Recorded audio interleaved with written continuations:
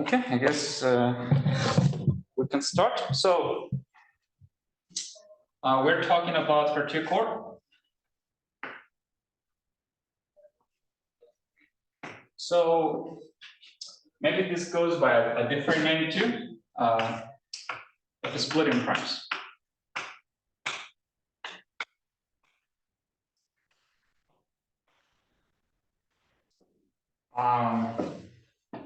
Yeah, so as I've been telling you, there are like two objects which, as far as I'm concerned, govern the theory of F-singularities. One is this thing, which is what we're studying.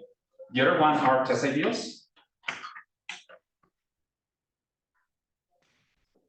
And the idea is that this is like a lower bound on how bad your singularities are, whereas this is an upper bound. Okay? And so everything in the middle is the action, you know? So you're gonna have a top thing, the bottom thing, and here all sort of crazy stuff in the middle. But these two things are going to control the very basic shape of how singular things are. The other cool connection I can mention is that somehow, well, I guess we have a few theorems that explain that somehow, but this has to do with quotients. And this thing is more of a localization thing. Okay, what do I mean by this? You know that in the most basic commutative algebra, the way you understand ideals in general or commutative algebra in general is through two operations: quotients and localizations. So this is an analogous picture. Okay. So hopefully in the next few lectures, we're going to make that explicit with this Cartier core.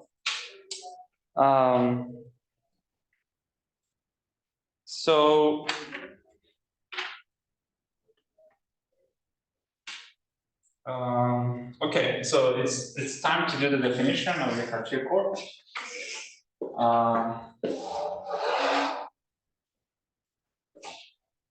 So definition.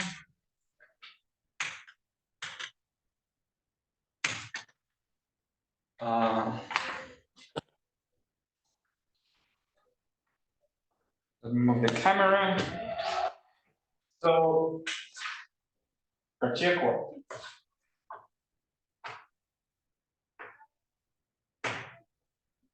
So how does this work? So we're going to take a pair.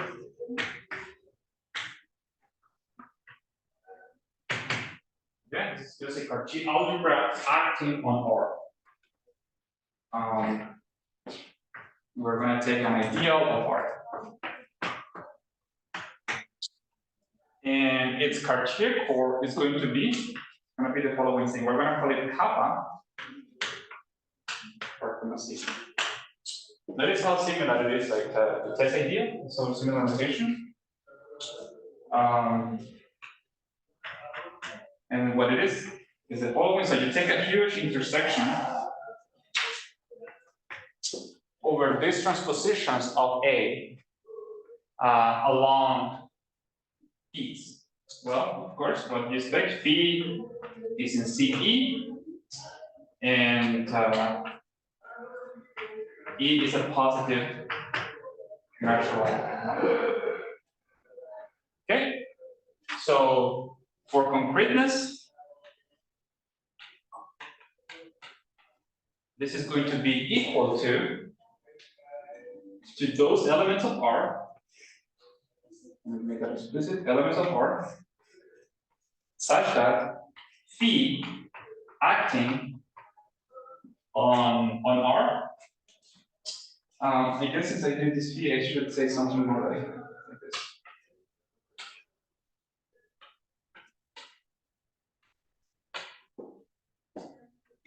Right? So you take that intersection and you get this core. What is this? So first of all, exercise. The first thing to observe is that this is a C ideal. You take an ideal of R and you get a C ideal out of it. So this is going to be here. So we're having a map that takes any element of this lattice and gives you another element in this lattice, in this sublattice. Okay.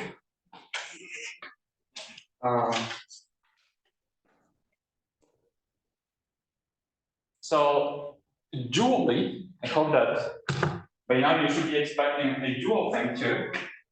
We're going to define this other thing, this lambda, is going to be the image. Okay, so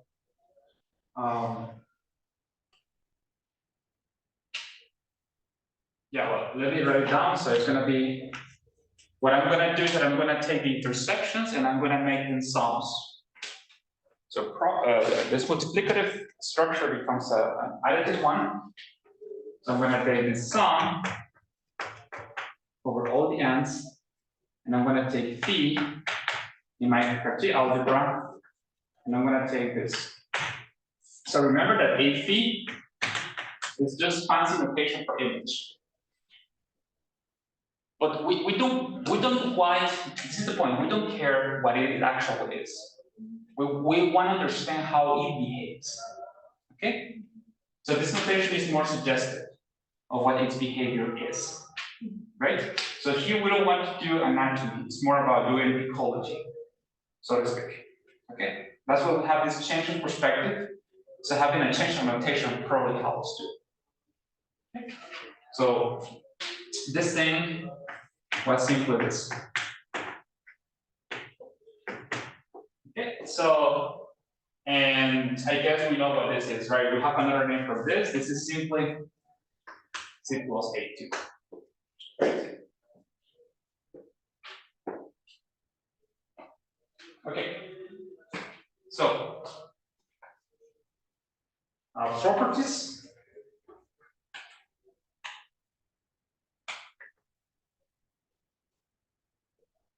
Well, first of all, the first thing usually is localization. The localization of the Cartier core is the Cartier core of the localization.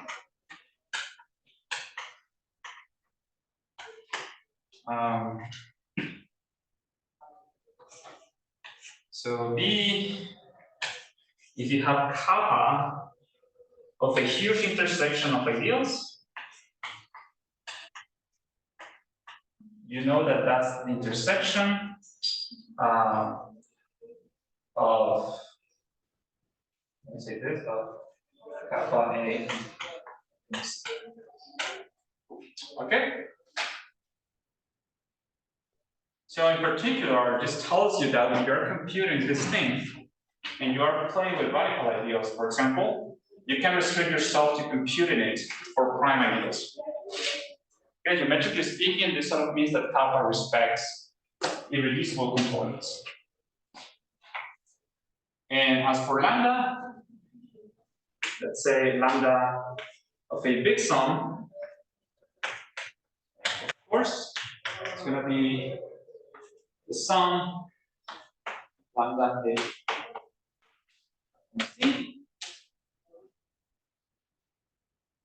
And the one I love very much is that you see why these two guys are friends with one another.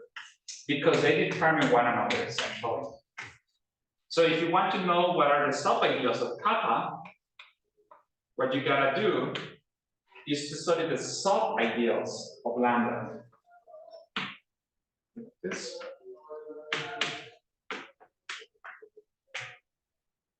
Isn't it pretty?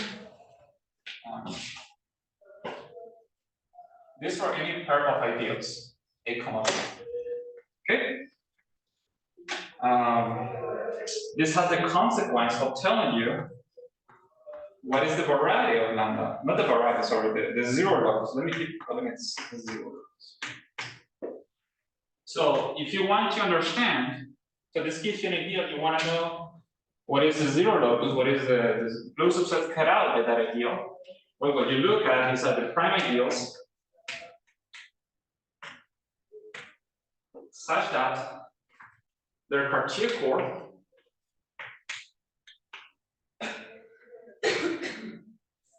so such that their Cartier core contains A.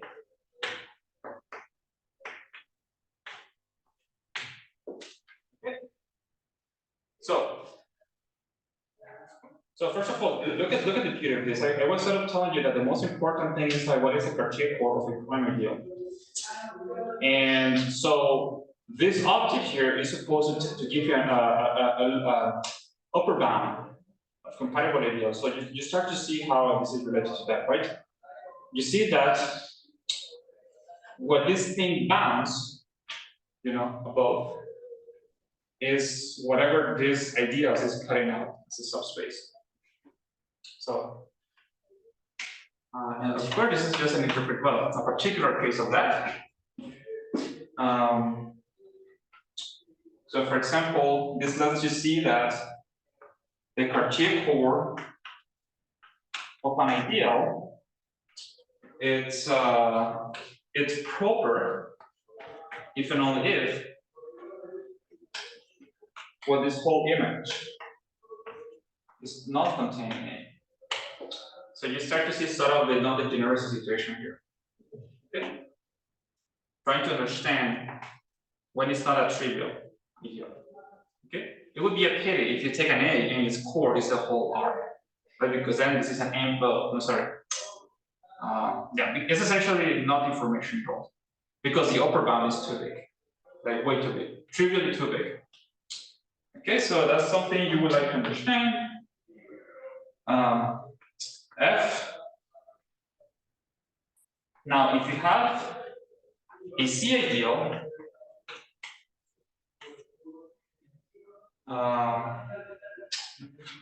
that is contained in A, suppose you have that set up, then automatically B is containing kappa. Okay, so if you put these things together, let me go to the other side.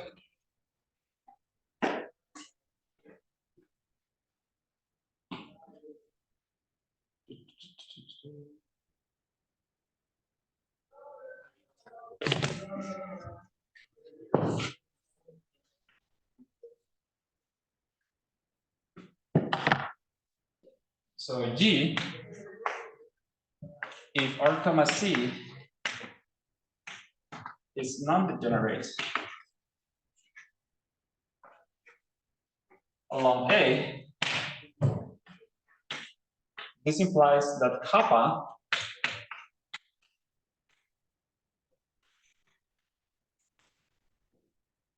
and so because of F, you can have an interpretation of what this object is. This object here will be the largest sub-ideal, or let's say largest C ideal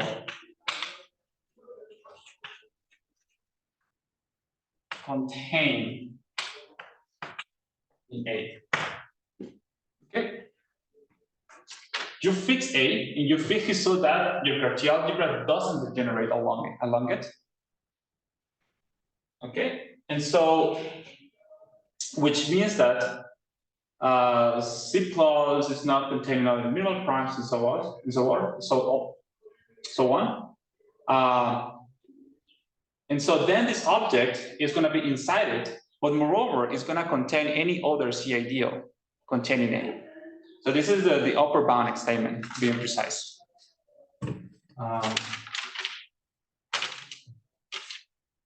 Any questions with that?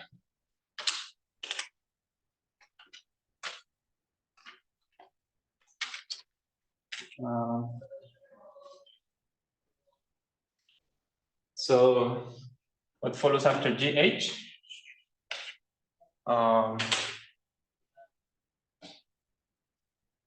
So, well, remember this guy? So let's take A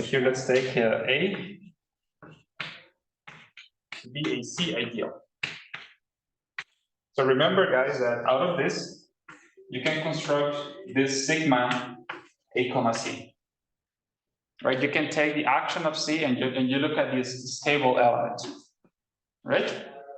So something to notice about this is gonna come up later. This is the largest fixed ideal. Let's say fixed C ideal inside. Okay. So I want you to notice proof. By the way, all these properties are exercises, of course. That the sigma, this is sort of an exercise that you have already done when A equals R. But I guess let's do it again, because then you can have this pretty interpretation of what this is when this is compatible. And so, well, we already know what this is. Spec R such that alpha is inside kappa.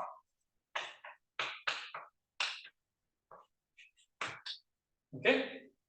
What did you say about sigma? That is the largest something C ideal? Is the largest fixed C ideal. Yeah. That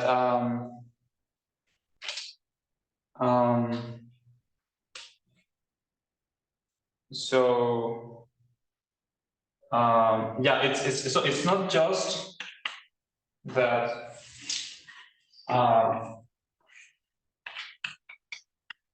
it's not just this, but actually you have equality.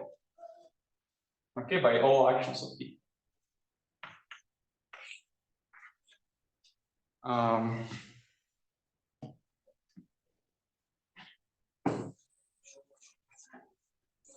So out of that, so all I wanted to say is that in particular,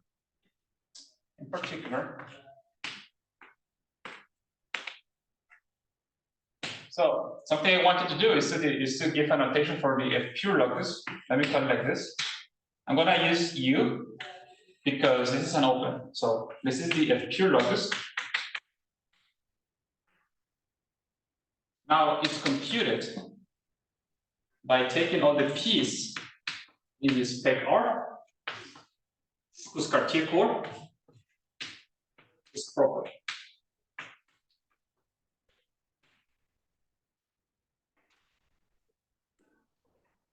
Okay, so this is another way to state something that you may have heard or read before, which is that the splitting prime is only defined when you have a pure pair. This is the reason, because if it is not a pure, then it's equal to 1. Okay?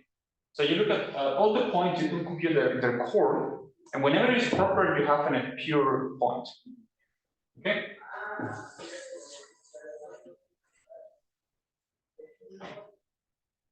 So this is the first property here. You see that this kappa tells you about purity.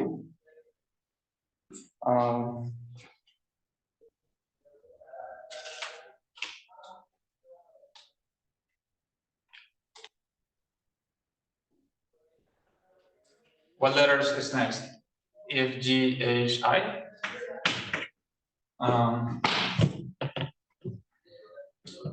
So,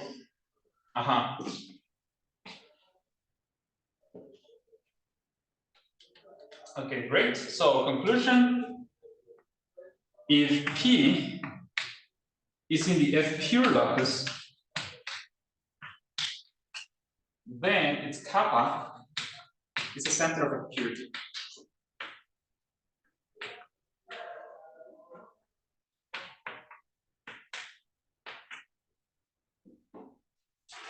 It is the largest center of a purity contained in it.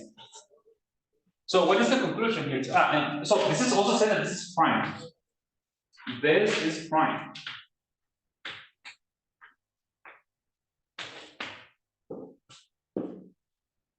Exercise 2. That's a wonderful exercise. It's a little tricky, but it's not too bad. I think it's worth that you do it.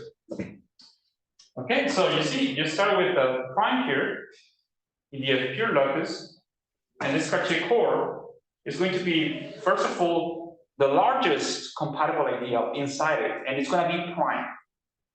Okay, center of purity. So you see the cool thing about it, right? Because if you have here the pure locus and you try to understand what are the compatible ideals, right? You're going to focus and you're going to say, you know what? I have two tools to do that. The test ideal is going to give me what is the smallest, not containing P. But then you ask, what about the ones containing P? The largest one is this one. All other ones will be contained inside this one. You see, that's the two phenomena thing here, right? So think about it. When you have a prime ideal in your ring, and you want to understand all the prime ideals containing it, what do? You take the quotients. I.e., you take test ideal kind of thing. When you want to look at the ones inside that P, what do? You localize. What you take the Cartier core. Okay, that's the whole idea here. This is why these two objects, this guy with the test ideals, govern the whole picture. So because you know the philosophy of F-singularities is what matters are these lattice of compatible ideals. And so these two guys tell you what is the structure of that lattice. Okay.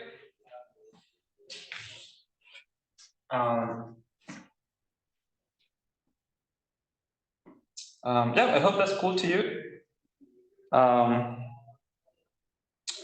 Oh, I guess one more thing here. And so we can conclude, finally, we can give a bit more of a structure to this thing I've been writing down. So this thing is going to be made of two components. First of all, we're going to look at the pure component. So we're going to look at what is inside the pure locus.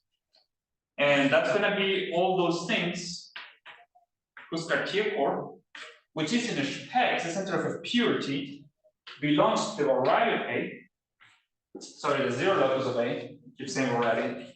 It's not a variety. So this joint union with the zero locus of sigma, which is the non-pure locus.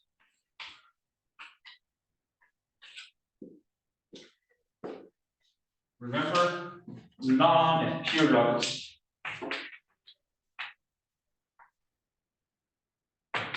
Okay, so if you look at what this defines, there will always be this non-pure locus component, which is annoying.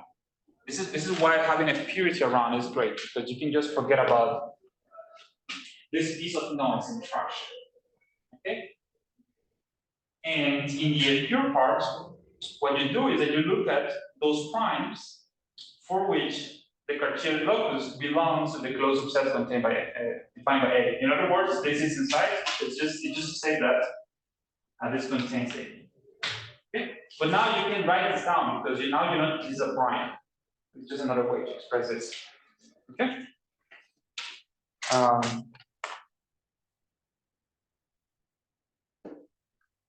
Any questions so far?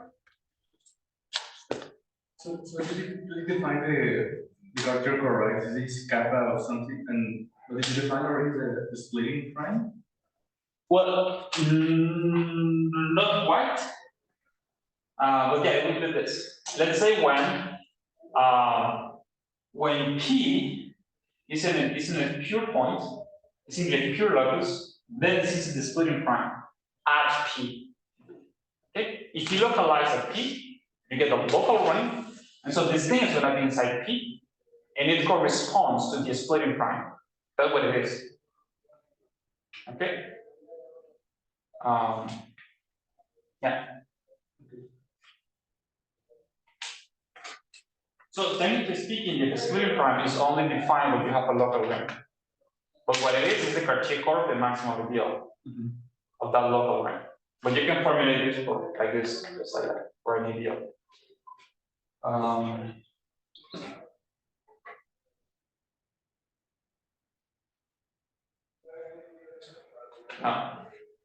So here, well, no, let me not do that. Because I don't want you to erase that. Actually, let me make sure Lorena can see it too. Because, so I wish we were working the pure case all the time and I can just delete that. But else, we have to define a slight variation of that. That again is completely unnecessary if you're working with the pure things. It's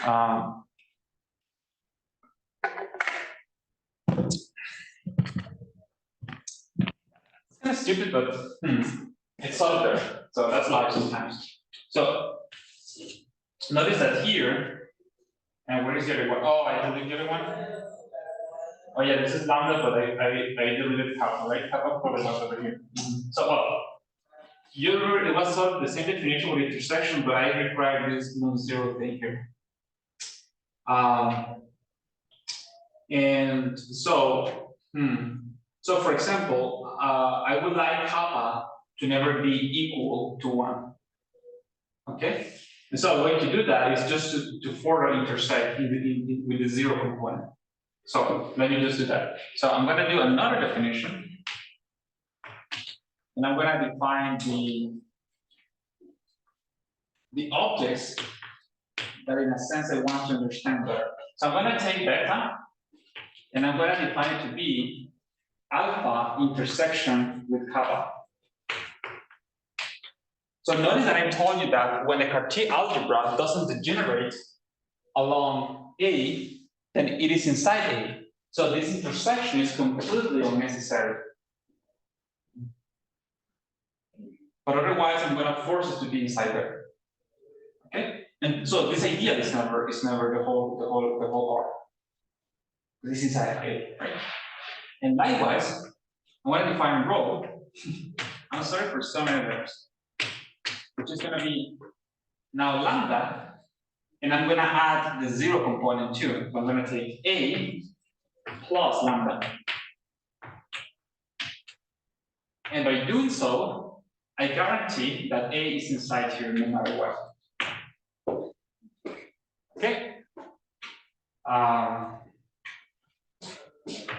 In a sec, I'm going to tell you why this guy matters, and this is going to be, Mark called this the Cartier radical.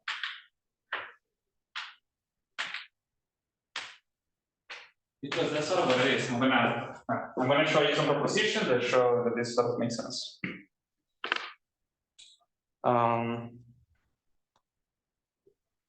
Okay, so what about that?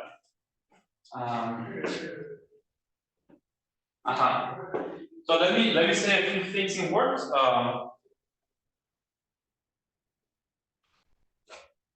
So this row here contains A, right?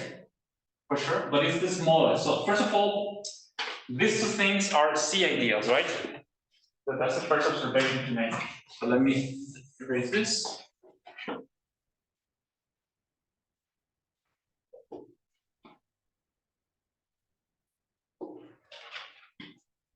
So these two beauties, first of all, are C ideals.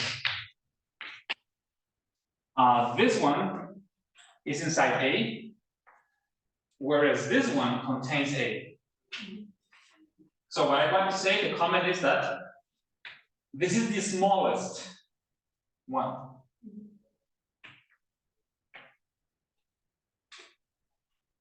In the sense that if you have any other element here that contains A, it has to contain rho. Okay? And this one is the biggest. Let's say largest. In other words, if you have any other C ideal that is inside A, it has to be inside beta. Okay? That's why 1 out of 10. So here are a few propositions.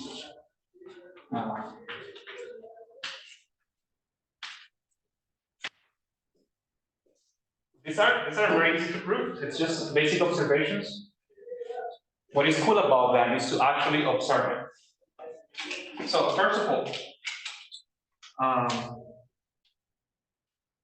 for the first proposition, you can detect whether or not an ideal A is compatible, and this is because this happens if and only if beta of A equals A.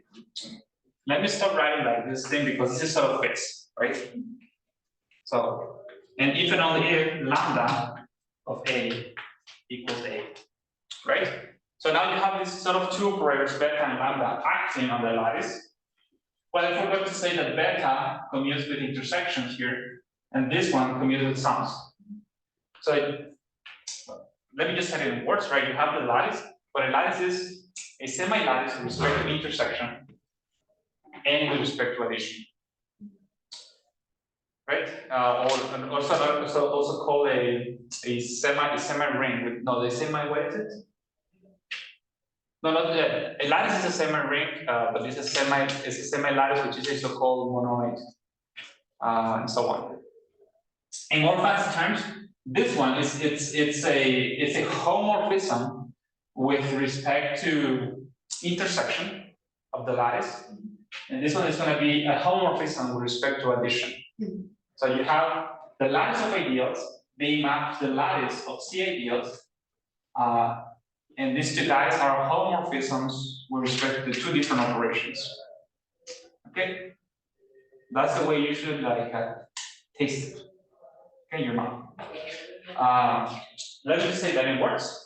And what this is telling you is that when these guys act on that, their fixed points are exactly these lattices. Right? This is a sublattice of the lattice of ideals.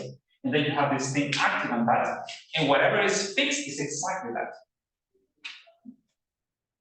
And moreover, what these guys are doing are retracting the lattice of ideals to the lattice. So, right, in particular, you have this big lattice, which is inside here. And then there are these two guys, beta and lambda, going back here, right? But then, first of all, this is the identity. But moreover, this is exactly what is fixed by that. Okay? But the lattice itself is being retracted to this sub-lattice. Okay.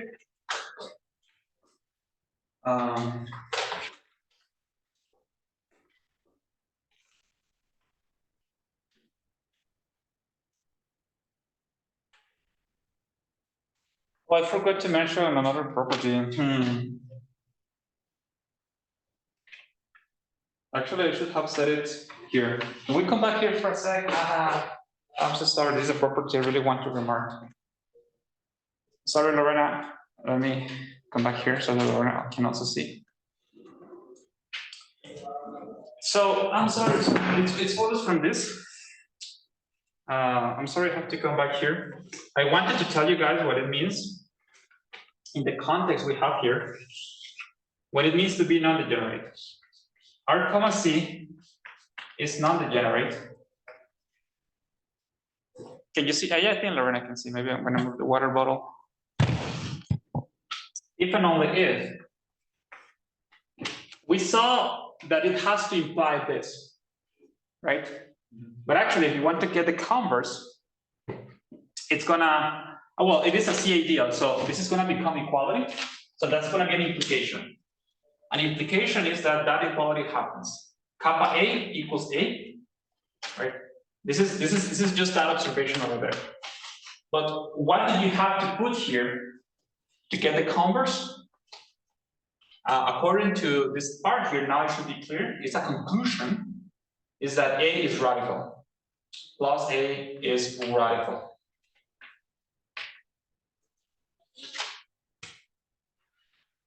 That's the meaning of non-degeneracy.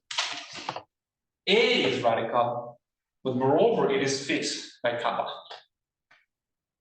Okay.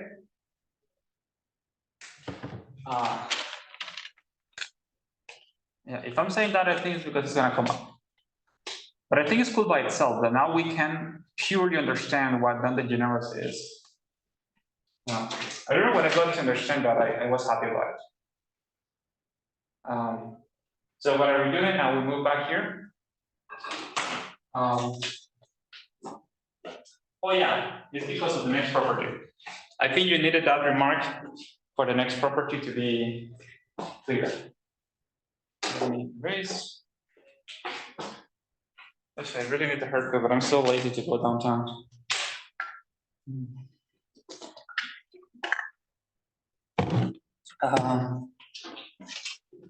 So here's the thing.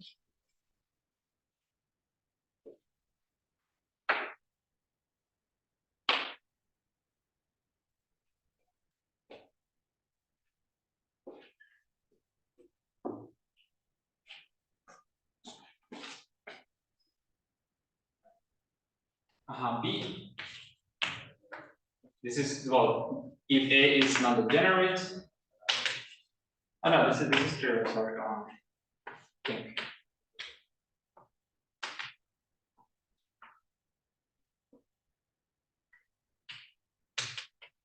Yeah. Yeah, there's no issue with this, sorry. Oh no, and further, and further, this is the part I want to say. Further, they are radical inverse.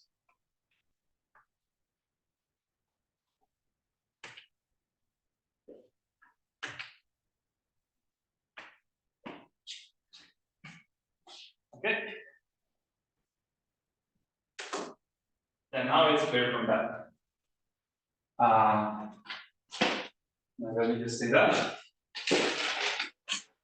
Any questions so far? I hope it's just a whole bunch of easy observations, but the art here is to make them in the right order and make all of them.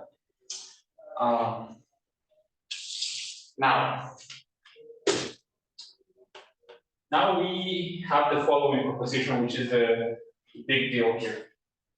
Let me give you a few seconds to rest because what follows is very important.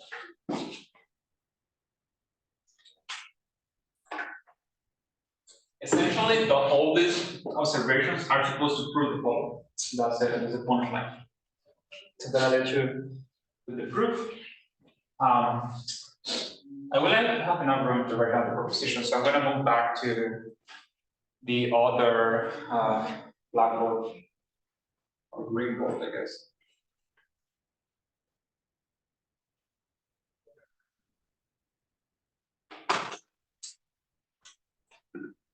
You know, in case you're trying to define a differential code or something like that, this may be useful. I'm talking to you.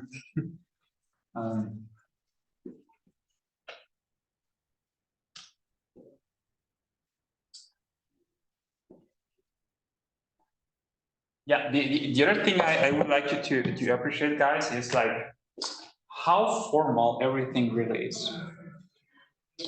You know? So, yeah. Proposition.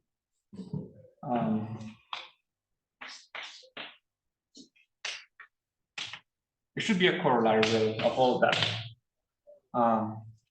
So let's take a pair as usual, and let's take two ideals of R. And the point is that if you take a point of the spectrum of R, then you can define beta P. Okay. And now you can say what it is. It is kappa.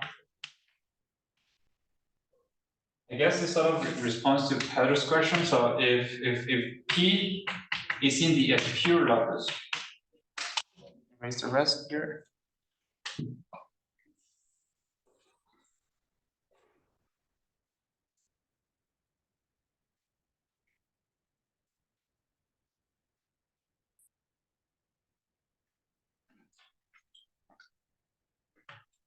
Okay, but it is P otherwise.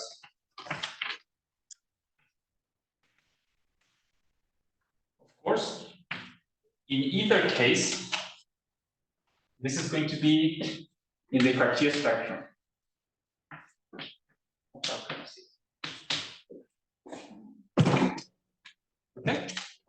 So what I'm trying to tell you is that this is going to define a map that from now I'm going to call lane beta and beta with no decoration, just a beta map, because this is not the end of the story. Okay, but as a first approximation, this gives you a mapping from a spec R, which is P goes to beta P,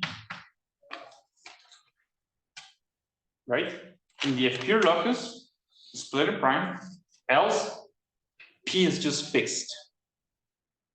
Okay? To this Cartier spectrum.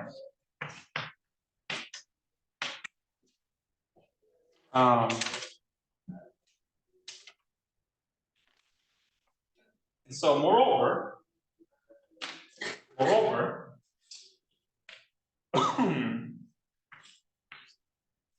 so here you have this is subspace, right? That's how it is defined. But then this guy is being retracted by this mapping.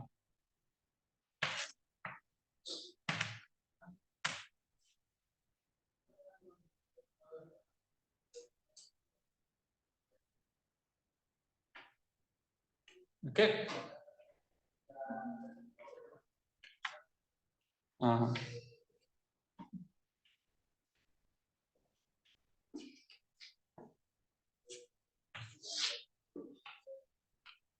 Then we're going to have to move a lot. Just sniff a whole bunch of chalk. Bother me a little bit. Okay. So then there is that. Then we'll go faster. So.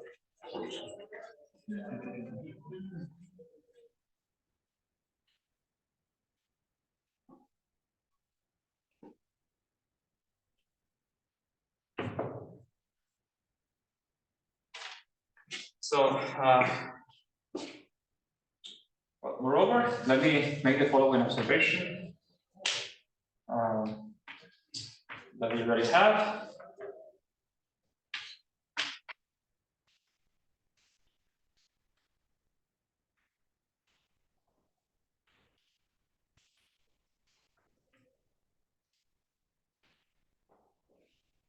So, in particular, out of this, when I mean in particular, it's really out of this. In particular,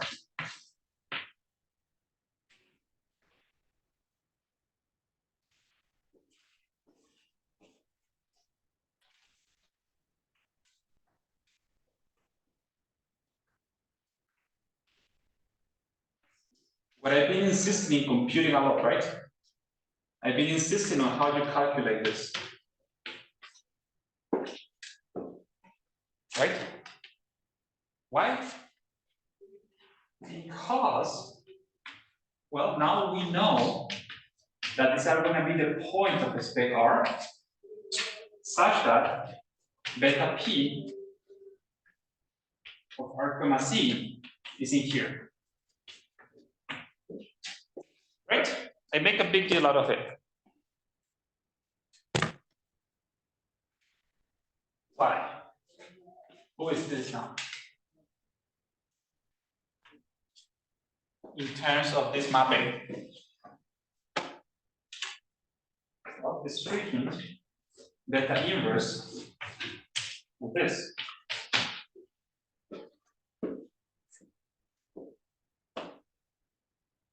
So this is the ideal.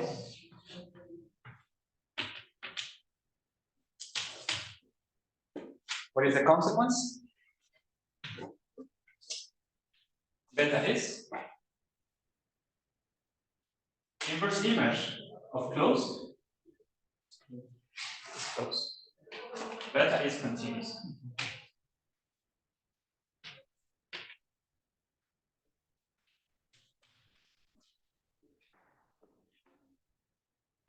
Okay.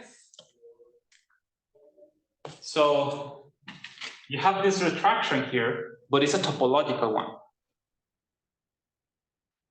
with respect to this heuristic topology.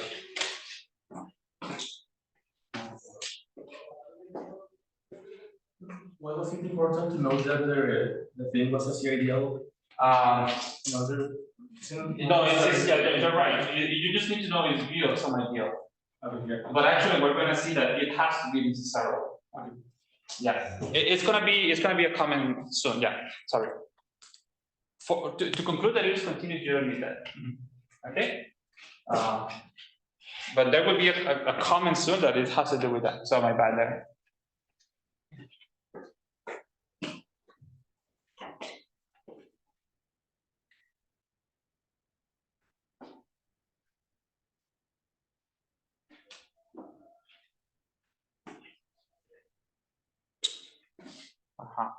So now I'm going to tell you, well, this is sort of suggesting you why this is a Cartier radical. Let me move a little bit. So, B, the radical rho. So notice that if R were pure, if the pair were pure, I wouldn't have to write radical, or if A were non-degenerate, right? Because I just said it is radical anyway. But else I have to do it, but I know exactly from this what this is. This is why I call it the Cartier radical. So this is going to be the intersection of all the p's. Now I'm trying to come back to your question. You see, these are going to be the p's. But now remember that this is VA intersection. What did we say? Cartier spectrum, right? By definition. So these are going to be the p's inside here. So that's why it's a Cartier radical of A.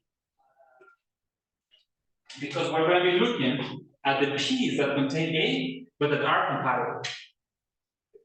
So if you only care about Cartier primes and you intersect them, the ones containing A, you get exactly this rho. This is why this is the Cartier radical of A. Okay? So that's B. C.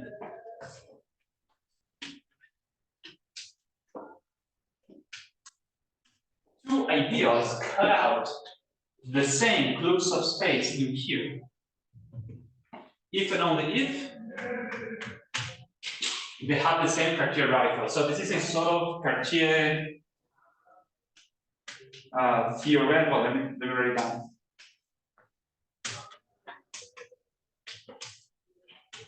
Remember that I'm writing this right down this radical here because of the stupid lack of the non-degenerate of because of possible degeneracy, right? But for most cases, everything is non-degenerate, so I don't have to write this down. So let me just write down this. So this is a sort of Cartier theoretic ideal Nullstellar set.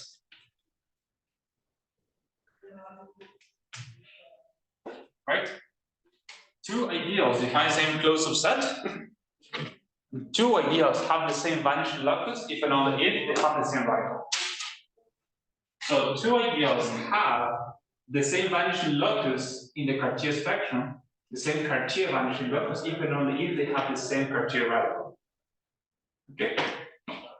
So there is that. D.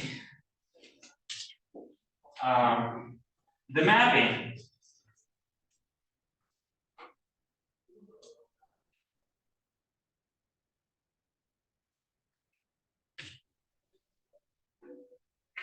Is a bijection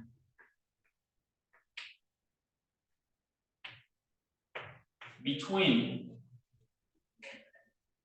radical A ideals, sorry, R ideals, ideals of R, and closed subsets of the Cartier spectrum. I think probably not. I don't know how you're going to move the camera. Right? Which is another way to make this interpretation of the Nullstellar set. Radical ideals of R are in one-to-one bijection with closed subsets. Sorry. So radical C ideals, I'm sorry. Radical C ideals, I'm so sorry. Which, if they're not a generator,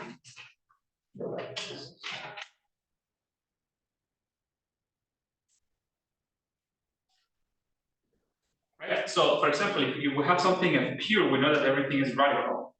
So we could write down something like, closed. And so this thing here would be a bijection of lattices. Inclusion reversing, right? Okay. So, and then we can conclude with the following. Let me do it here. E. Let's look at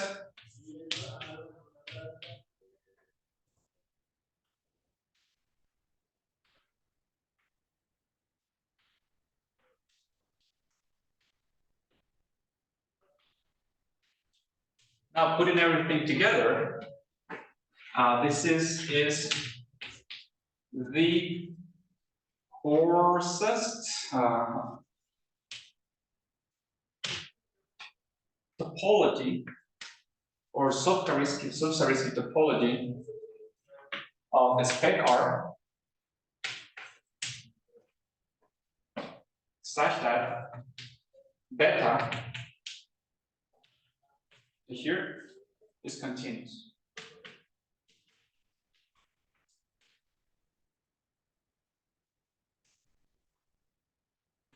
So what is the conclusion? We know that beta is continuous, but moreover, we know exactly what would be the smallest, the coarsest topology with the least amount of closed sets for which that's the case. And it's the topology given by C ideals. The Zariski topology is given by all ideals. But if you focus only on C ideals, it's going to give you a subtopology, and that's the smallest one that makes beta continuous. Okay?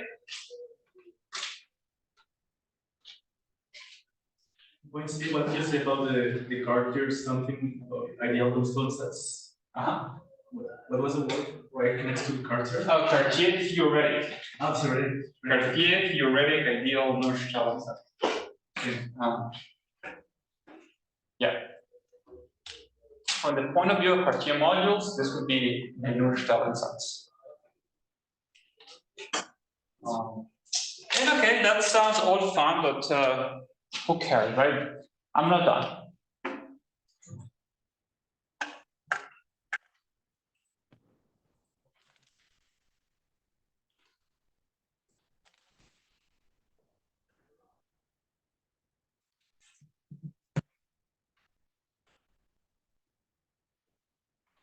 Okay, so that proposition was all for me to define the Cartier topology, which is that topology.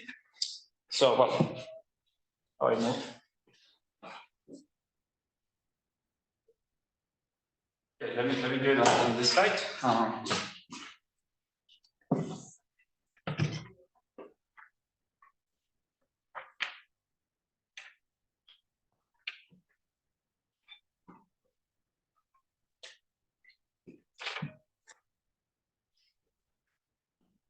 Definition.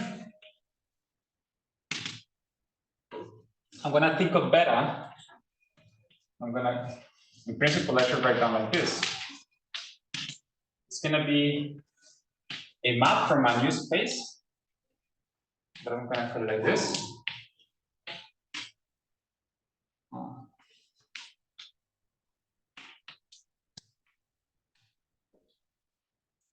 So P must do beta P.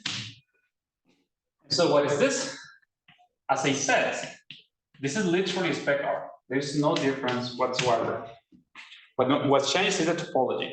So this is with the topology given by C ideals.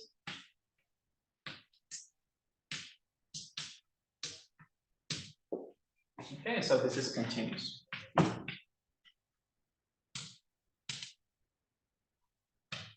So this is the Cartier, Zariski. Well, this is the Cartier-Zariski topology on a spec R.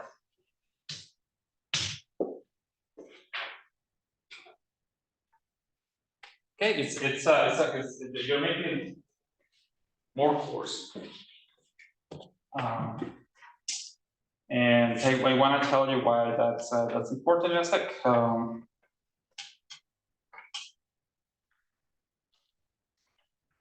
much time do we have?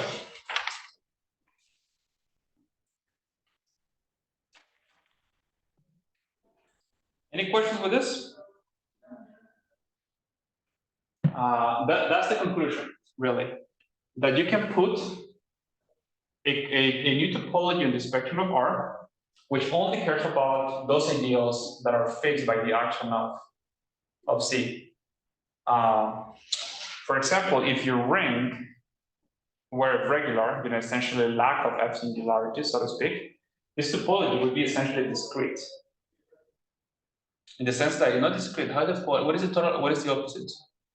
When the only closed subsets are empty in the whole space? Discrete is when everything is closed and in discrete topology. Okay? So the more singular, that's the point, the more singular your pair, the richer this topology becomes. Okay? That's the idea. So F-singularities essentially tells you that this topology is kind of trivial. How trivial it is. Okay, so I think I'm gonna have to tell you next time why this is cool. Because I think for now, I think we're gonna make a few more remarks about it, what it looks like. Okay, so but yeah, no question with this. I hope it's simple enough.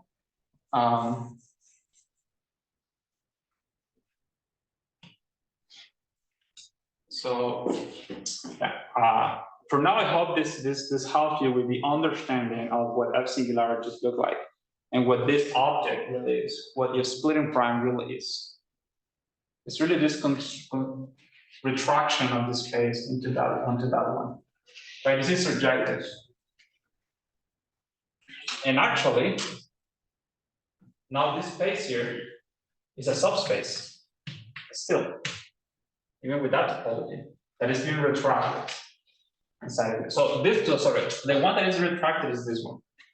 So the way to think about it is that you have this space and you have this subspace, which in the F pure case that we can assume would be a spec, and we know there are finitely many points in there. And so the whole space is being retracted to those points. Okay, that's a picture. How exactly is still to be seen. Okay, I think for the rest of today, let me just make a few more observations.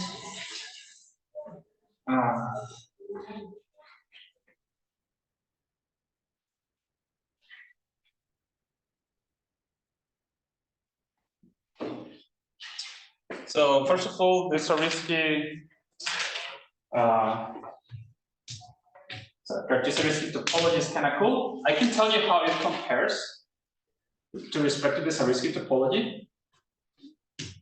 So from basic point set topology that I can also tell you what a topology is purely based on closures, right? A topology can be defined through a closure operation. So I can tell you what the Zariski closure, let me call it like this, of a subset is. So take any subset, and you may want to know what is a Cartier-Zariski closure. Well, you compute it through the Zariski closure, and what you do is that you compute beta of S So you take S and you compute all the cores or all the bed P's for those elements. Okay, and then you take that intersection. So this would be beta P, P, and S. Okay.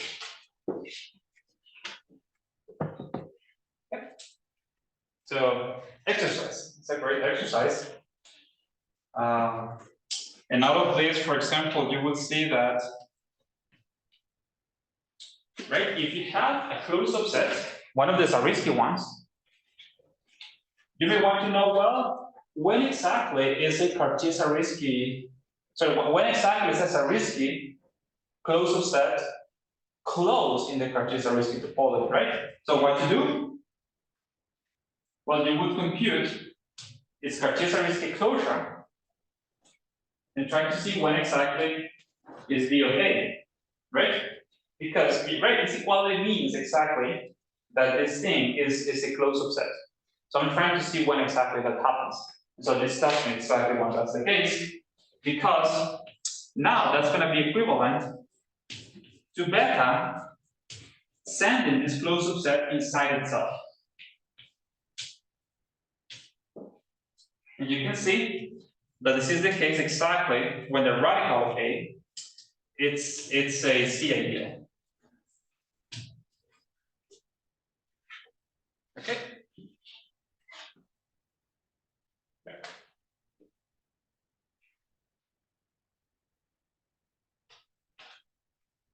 So that you do that.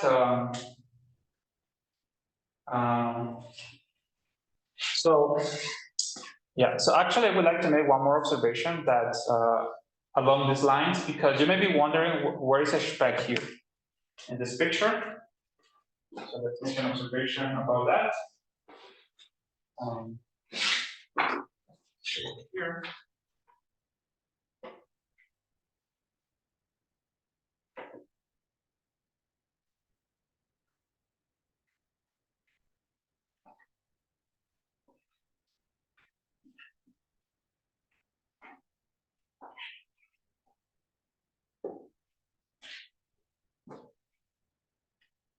So let me continue with the remarks. Let's say this was the first remark, second remark, third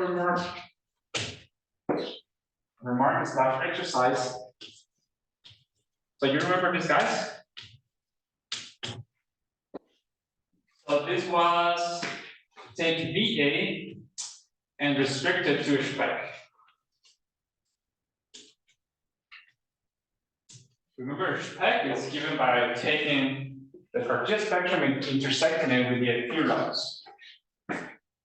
So it tell you how you compute them too. So this thing has to do with fixed ideals.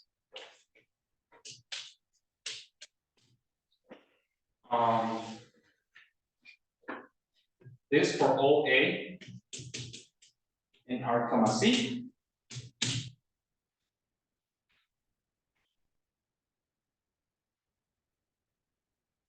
Harry, could you move the camera? Yes. Thank you. Sorry about that.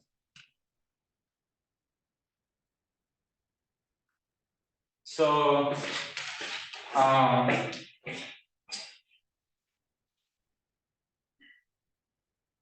so the conclusion here I want to say simply is that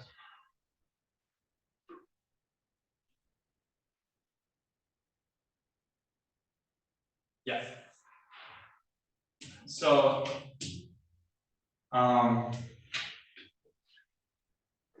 so this is going to be an open inside here now still, whose closed subsets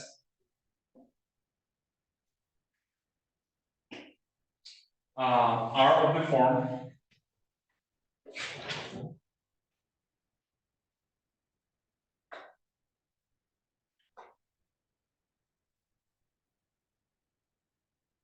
and the thing here is not going to be not just compatible but fixed.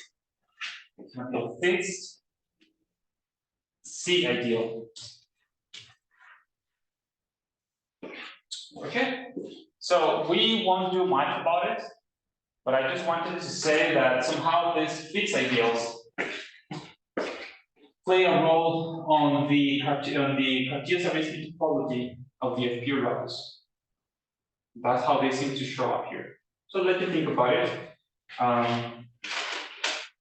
Yeah, I would like to do more about it, but the semester is sort of over, so we are wrapping up everything. And finally, I wanted to mention the connection between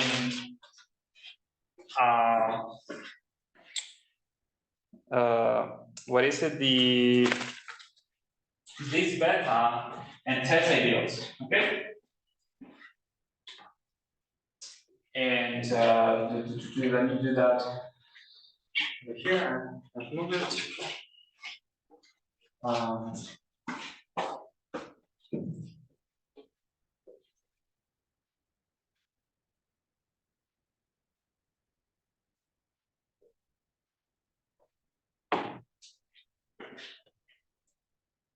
Proposition, and I'm going to let you do it. It's an exercise. It has to do on the nature of the contraction. So what do we have so far? So we have this Cartesian topology here, and then we're going to have this Cartesian spectrum over here. Let's see. And we have beta. So let me take a point here. And so you may want to know what is the fiber of this. Okay? So in other words, you may want to compute the inverse image of this P inside here.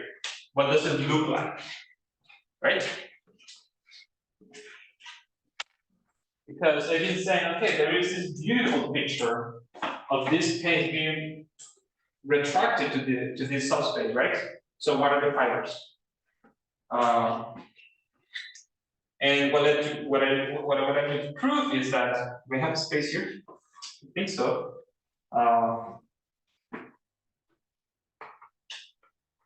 That the fibers of this thing are governed by tau. So this thing, it's gonna be right of P, or vanishing locus of P, intersected with the complement of the vanishing locus of R comma C. Okay. This is complement, okay? Complement.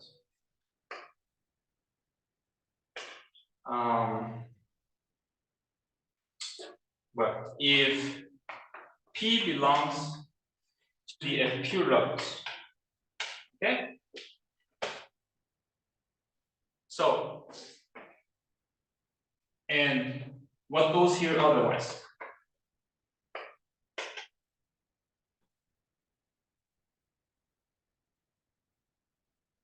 P as a point. Okay. So let's draw a picture real quick. So, but I want you to appreciate that this shows up here. So beta and tau like go hand in hand somehow. Okay, so just to finish the lecture for today, let's try to think about it for a sec. I'll let you write down the proof. It's just write down what everything means. And the conclusion I want to say here, right? So in other words, the fibers are locally closed. They're the intersection of an open with a close. That's what it means to be locally closed, if you will.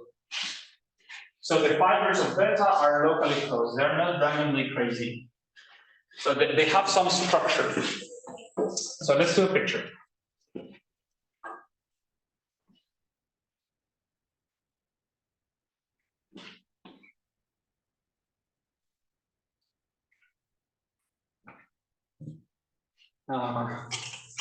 Pretty picture. Let me assume that R is a domain. A0 is in spectrum. It's in C squared.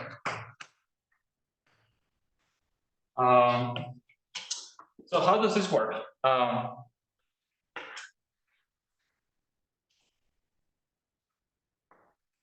So let me say that this Z here, it's the non-FQ locus. We have beta.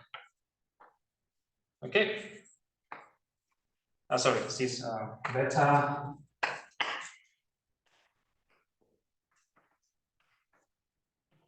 So the non-FQ locus under beta is just the identity. So when you have this retraction, the non-FQ locus just becomes itself. Like on the non-FQ locus beta is literally the identity. It's equal boring. Okay. So that's what I was saying. The fiber of a point is just a point. Okay. So we can forget about that. And right, because actually this is going to decompose. This space is composed like this joint union respect.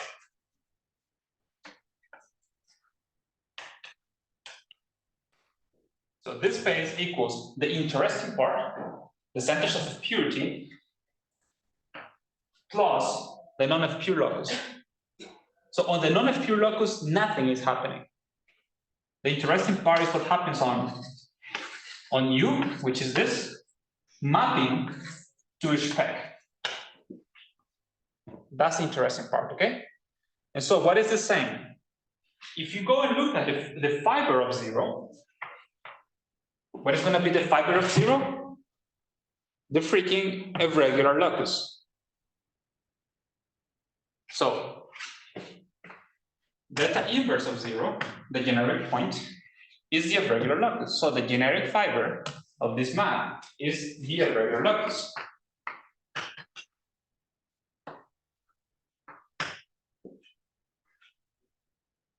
Okay.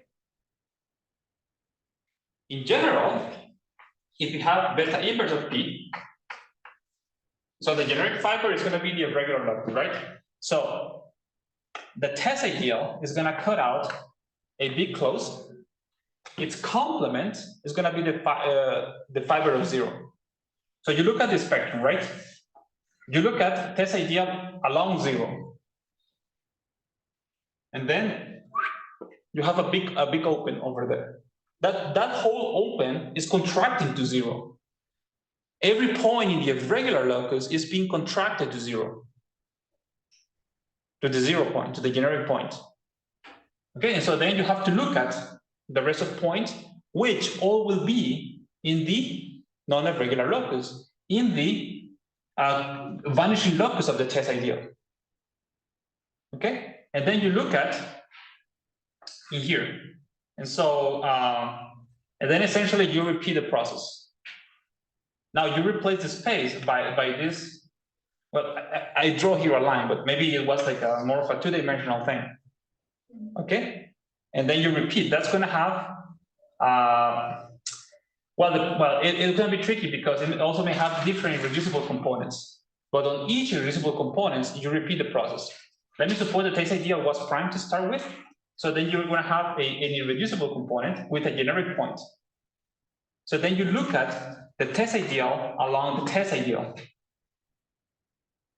And whatever is outside that is going to be contracted to that generic point. Okay, and then you repeat the process. And that's going to give you this stratification of the space in terms of the fiber of beta, which are going to be these locally closed things. Yeah, I'm sure I didn't do a good explanation, but maybe next time I'm gonna draw a better picture of what is happening. Okay. But summing up, what beta is doing is stratifying to a space, and that stratification is given by the test ideals. Okay. If that's not beautiful, I don't know what is. Okay. So yeah, let me stop there. Okay, goodbye, people of Zoom. Have a good time. Sorry for Yeah. Could you remember what is a courses topology? Pardon, what is what? Courses topology? What is the courses topology? Yeah. So the courses topology, yeah, so in general, you define the courses topology of a map in between topological spaces. And it means like you take the least amount of either opens or equivalently closed subsets in the source that make that topology continuous. So if you have any map, this is a very general concept between topological spaces. You can define the courses topology of Y such that this is continuous. And actually, you can write it down explicitly. It's going to be given by this.